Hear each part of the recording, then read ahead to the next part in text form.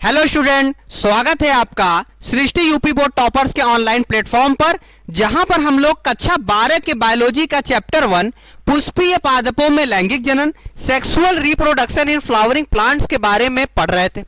हम लोग already 5 lecture complete कर चुके हैं, जिसमें हमने डिटेल में एक एक पार्ट को कंप्लीट किया है। अगर आप पहले वो लेक्चर नहीं देखे हैं तो जाकर उसको देख कर आइए, तभी आपको समझ में आएगा। ठीक है, बहुत ज्यादा बड़ा बड़ा लेक्चर भी नहीं है, 15 से 20 मिनट का या 25 मिनट का मैक्सिमम एक लेक्चर होगा, कोई तो छोटा भी होगा, तो ज्यादा समय लगेगा नहीं आपका। पहले उसको देख कर आइए। जो लोग देख चुके हैं वो लोग कॉपी पेन उठा लीजिए और पढ़ना स्टार्ट करते हैं। देखिए, आज कुछ ज्यादा कुछ है नहीं, जो हम लोग पीछे पढ़ चुके हैं बस उसी के बारे में थोड़ा सा रिवीजन करेंगे और इसकी थियरी को आप लोग नोट करेंगे। ठीक है, देखिए क्या पढ़े थे हम लोग पराग कण पढ़े थे। क्या पढ़े थे? पराग कण पढ़े थे। तो परागकण में आप लोग को यह पता होगा कि ये हमारा तीन लेयर बनाए थे हम लोग। कितने लेयर बनाए थे? 3 लेयर बनाए थे।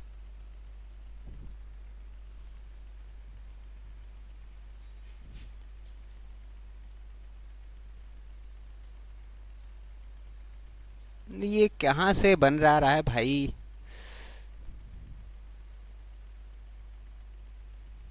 फिर गड़बड़ा जा रहा है।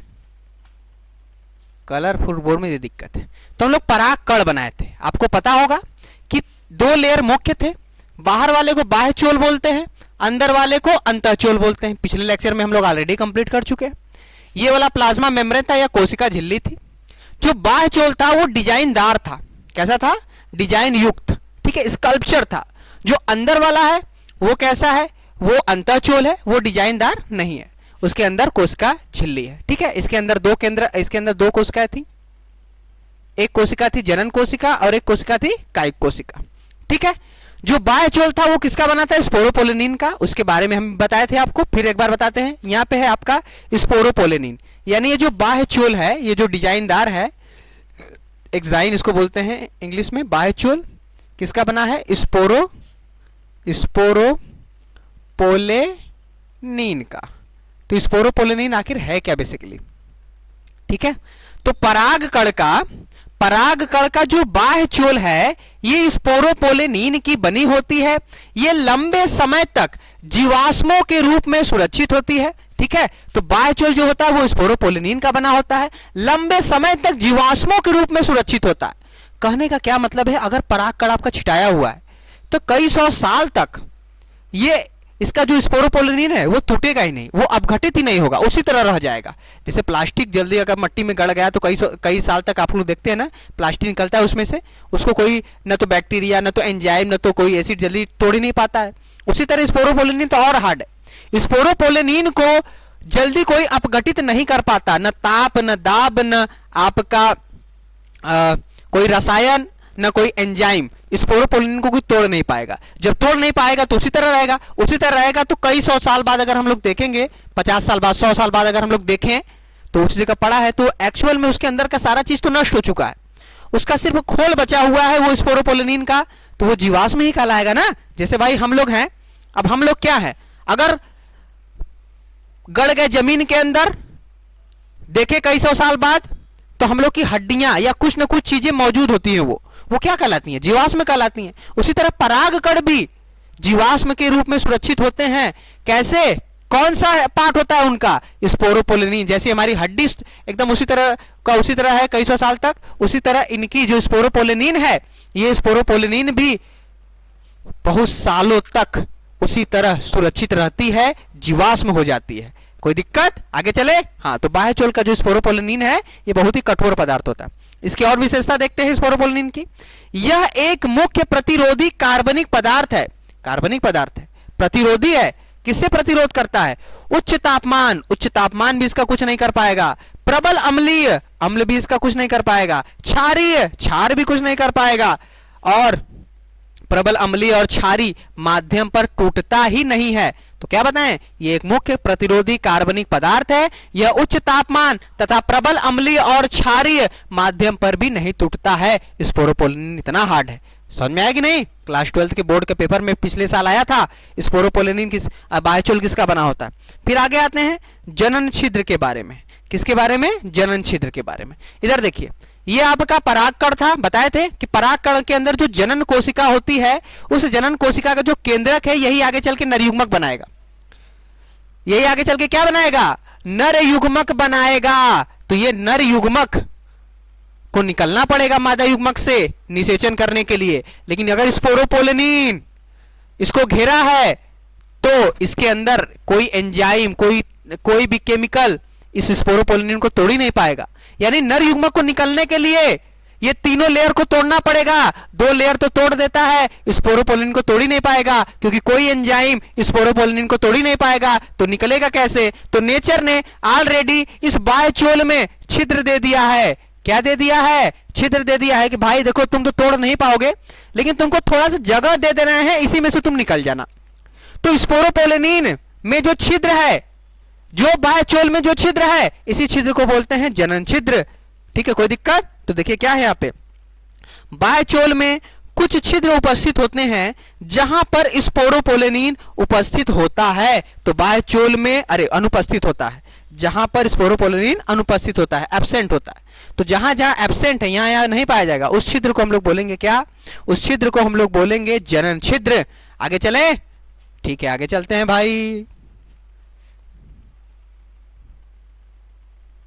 अरे यार, पहले हम वही पढ़ा दिए क्या? पहले हम वही पढ़ा दिए, कोई बात नहीं, थोड़ा सा पहले उसको पढ़ लिए, ठीक है।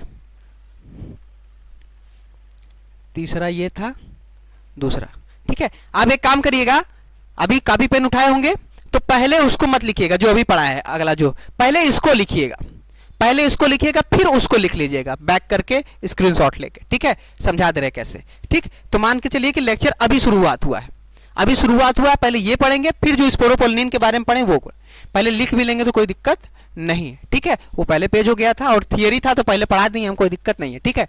देखिए हम लोग पराग कण के बारे में पढ़े थे, पराग कण के बारे में पूरा हम लोग पीछे पढ़ चुके हैं, जाके पिछला लेक्चर देखिए। अभी देखिए क्या था, पराग कण सामान्यतः गोलाकार होता है, ठीक है, गोला गोला होंगे, ठीक है, सामान्यतः गोलेकार होते हैं, जिसका आकार 25 से 50 माइक्रोमीटर व्यास में होता है। इनका व्यास लगभग कितना होता है, 25 से 50 माइक्रोमीटर। एक micrometre is equal to 10⁻⁻6 metre. पढ़े होंगे कक्षा 11-12 में फिजिक्स ना, तो एक माइक्रोमीटर में कितना मीटर होता है, 10⁻⁻6 मीटर, ठीक है। तो लगभग पराग कण का जो सामान्यतः आकार है वो 25 से 50 माइक्रोमीटर का होता है, ठीक। उसके बाद क्या है भाई, उसके बाद पराग कण में कौन कौन से लेयर होते हैं, अभी बताए थे आपको, अंतःचोल होता है और क्या होता है, बाह्यचोल होता है। अंतःचोल होता है और क्या होता है, बाह्यचोल होता है। देखिए एकदम ध्यान से पढ़िए, ध्यान से पढ़ेंगे, ध्यान से समझने की कोशिश करेंगे तो आपको आएगा। और जो चीज नहीं आ रहा है उसको कमेंट में एक बार लिखिए कि ये चीज हमको नहीं आया। तो जो चीज आपको नहीं आएगा उसको सेपरेट लेक्चर में हम फिर से बता देंगे, ठीक है।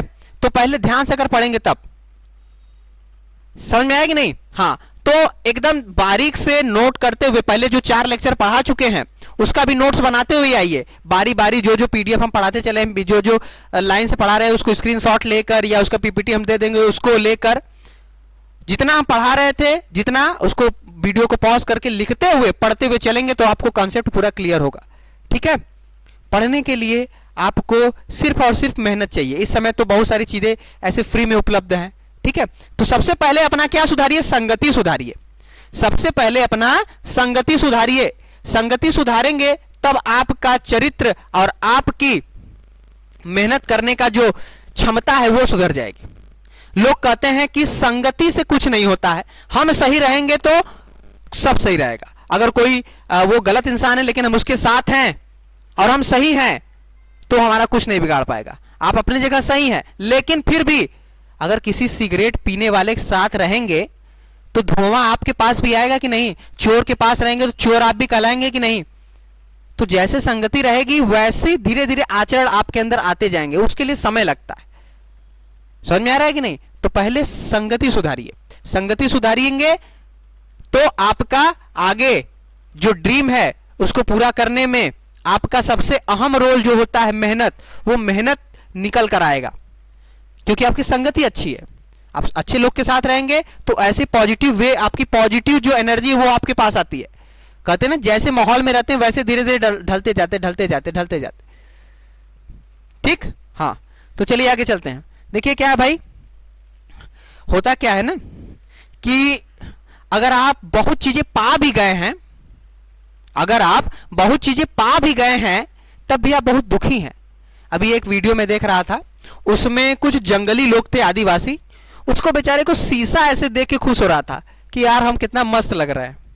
तो शीशा पाकर वो बहुत खुश है, और आप आईफोन पाकर भी क्या है, दुखी हैं। विज्ञान जितनी तरक्की कर रही है धीरे धीरे दुख भी बढ़ता जा रहा है। खुश रहो यार, जीवन में क्या है, कुछ भी छोटी से छोटी चीजों में खुशी ढूंढने की कोशिश करोगे तो खुश रहोगे, ठीक है। नहीं तो दुनिया में हर एक चीज मिल जाएगा तब भी दुखी रहोगे। कहते हैं ना कि जीवन में हर चीज मिल जाए, अगर जीवन में हर चीज मिल जाए तो शिकायत किसकी करेंगे? शिकायत करने के लिए भी कुछ होना चाहिए। चले आगे, इधर देखिए। हाँ क्या कर रहे थे, अंतःचोल और क्या है, बाह्यचोल। अंतःचोल और बाह्यचोल, परागकण में ये दो मुख्य स्तर थे, अंतःचोल और बाह्यचोल। ये बाह्यचोल है, ये अंतःचोल है, ठीक है। अंतःचोल किसका बना होता है भाई, अंतःचोल। अंतःचोल पेक्टोसेलुलोज की बनी होती है। ये जो अंतःचोल है ये pectin, pectin plus cellulose, cellulose की बनी होती है अंतःचोल। इसे एंजाइम द्वारा अपघटित किया जा सकता है। अंतःचोल उतना मजबूत नहीं होता, इसे एंजाइम द्वारा तोड़ सकते हैं, हम लोग तोड़ सकते हैं, ब्रेक कर सकते हैं। इसकी भित्ति पतली होती है, अंतःचोल की भित्ति पतली होती है। ये कम कठोर तथा निरंतर परत की बनी होती है। ये बहुत ही कमजोर होते हैं और निरंतर होते हैं, एकदम एक सीक्वेंस पे पूरे रहेंगे, एकदम निरंतर, कंटिन्यू। पैटर्न तथा डिजाइन का अभाव होता है, इसमें कोई डिजाइन नहीं है, कोई पैटर्न नहीं है, ठीक है, एकदम सिंपल सादा सा जीवन है इसका। आगे चले। हाँ अब बात करते हैं बाह्यचोल एग्जाइन के बारे में। तो बाह्यचोल किसका बना होता है, अभी बताए थे, स्पोरोपोलिनिन की बनी होती है। इसे एंजाइम द्वारा अपघटित नहीं किया जा सकता, अभी बताया है कि स्पोरोपोलिनिन को हम लोग किसी एंजाइम द्वारा तोड़ नहीं सकते। इसकी भित्ति मोटी होती है, ये कठोर तथा अनिरंतर परत की होती है, कठोर भी होता है, और देख रहे हो कि एकदम रेगुलरिटी जाते जाते जाते कहीं के ब्रेक हो जा रहा है, कहीं के जनन छिद्र उपस्थित है, फिर शुरू किया फिर खत्म हो गया, फिर शुरू किया, तो रेगुलरिटी नहीं है, बीच बीच में अब्सेंट है। तो क्या है ये, इसकी भित्ति मोटी होती है, ये कठोर तथा अनिरंतर परत की बनी होती है। पैटर्न तथा डिजाइन प्रदर्शित करता है, देखो इसमें पैटर्न भी है, ऐसे ऐसे पैटर्न बना हुआ है, डिजाइन है। तो स्पोरोपोलिनिन एक तरीके से डिजाइनदार होते हैं, ठीक है, एकदम डिजाइन में होते हैं। आगे अब फिर वही था, फिर वही स्पोरोपोलिनिन के बारे में पढ़े हैं कि बाह्यचोल स्पोरोपोलिनिन की बनी होती है, लंबे समय तक जीवाश्मों के रूप में सुरक्षित रहती है। यह एक मुख्य प्रतिरोधी कार्बनिक पदार्थ है, इसको किसी भी माध्यम में तोड़ नहीं सकते। जनन छिद्र का होता है, जहां पर आपका स्पोरोपोलिनिन अनुपस्थित होता है वो जनन छिद्र कहलाता है, ठीक है। आगे चले। हाँ तो हमारा जो पूरा पुष्प का नर पार्ट है, पुष्प का नर युग्मक जो बने, हम लोग लघु बीजाणु जनन किए, ये टोटल 6 लेक्चर में, बहुत ज्यादा बड़े बड़े लेक्चर नहीं थे, छोटे छोटे लेक्चर में हम लोग इसको खत्म कर दिए। अब बचा है पूरा मादा पार्ट। जब मादा पार्ट कर लेंगे, मादा युग्मक बना लेंगे, तब निषेचन करेंगे, फिर निषेचन की पश्च घटना करेंगे, ठीक है। तो यहां तक हमारा आपका खत्म हो चुका है। आप लोग टोटल पहले स्क्रीनशॉट ले लीजिए, अभी बता रहे हैं। पहले क्या करिए, इसको स्क्रीनशॉट ले लीजिए, स्क्रीनशॉट ले लीजिए, फिर उसके बाद इसको स्क्रीनशॉट ले लीजिए, ठीक है। अब लिख लीजिए, कल के बाद का यहां पे लिख लीजिए। तो आज के लिए इतना ही, अगले लेक्चर में मिलते हैं हम लोग, एक नए जोश, नई उम्मीद और नए तरीके से पढ़ेंगे हम लोग, ठीक है। धन्यवाद।